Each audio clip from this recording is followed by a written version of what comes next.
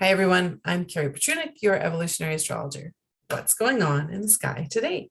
Well, today I'd actually like to talk about the lunar eclipse coming up this Sunday. A couple weeks ago on April 30th, we had a solar eclipse kicking off the first eclipse season of 2022. On Sunday evening, this coming Sunday, we will have a total lunar eclipse. It will be visible in Alberta, beginning just after 9 p.m. Mountain Time and peaking just after 10 p.m. You have a window of about 3.5 hours to view, barring any cloudy skies. The energies from this eclipse season will last a few months. Eclipses symbolize an ending and a new beginning.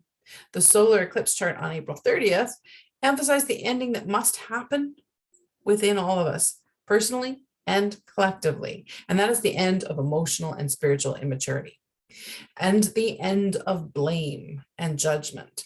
From now on, our purging of corruption, greed, confusion is no longer going to happen out there. It's going to happen in here. We all heard the story that if we set up two tables and the first one had a sign that said, change myself, and the second one had a sign that said, change the world, there will be a bigger lineup at the second table.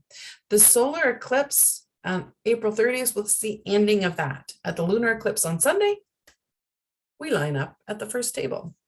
Okay, so you've agreed to line up at the table that says change myself. This is new territory. It is second nature for us to judge and blame, to decide the problem is something outside of ourselves, or even to see the problem as ourselves. This change myself is not a beat the self up, it's all my fault, a harsh judgment of the self. No, we're dropping judgment completely. This change, rather, is an honest assessment of the truth and a discerning of the clear path to that truth. Saturn in Aquarius squares the nodal axis. We're looking for what is required on our part, the self-discipline on our part, the effort on our part to move closer to the truth. We're going to have to figure out how to live without judging and blame. Pluto rules that moon south node conjunction and offers some help here. Let Pluto take the wrecking ball to your habit of judging and blaming, and you might just see what you never saw before. You might see a solution to your problem that was blinded by a sense of righteousness. It might take diligence, self-discipline to implement the solution, but does it matter if it will move you closer to the truth? Once the wrecking balls come through and cracked open our awareness of what it would be a truer way to live, and we apply the self-discipline and diligent effort to moving towards that truth, Neptune and Mars open the doors for love in action. You see, when we judge and blame, we make distinctions between ourselves and others. We're not like them. But if you really look, you'll find that you would be hard-pressed to find very many distinctions between you and another. In other words, there are far more similarities between you and another than there are differences. We all want to live, survive. We are all frightened at the prospect of not surviving. We all want to belong. We're all frightened of being outcast. We all want to avoid pain and seek pleasure. We all want love. And we hurt when we feel unloved.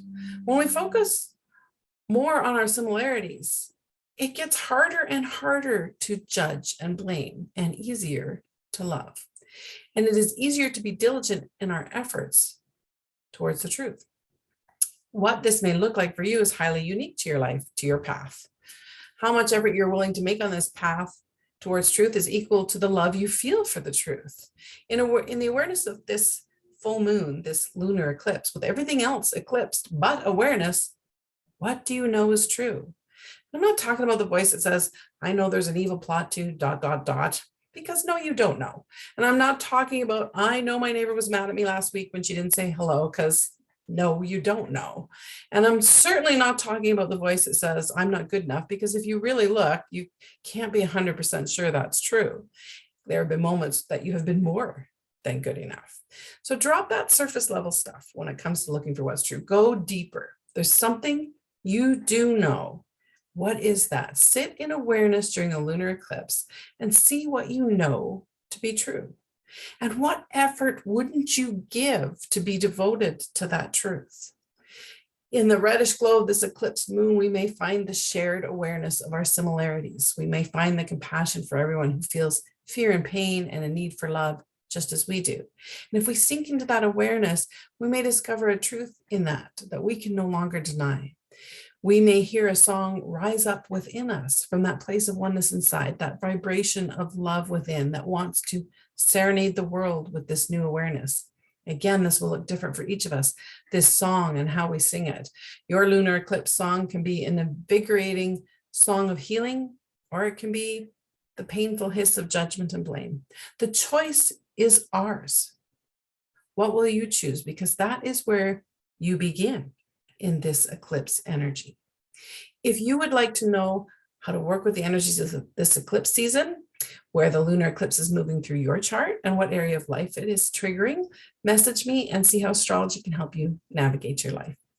Have a good day, everyone. Have a good weekend. Enjoy the lunar eclipse, and I'll be back again next week for what's going on in the sky today.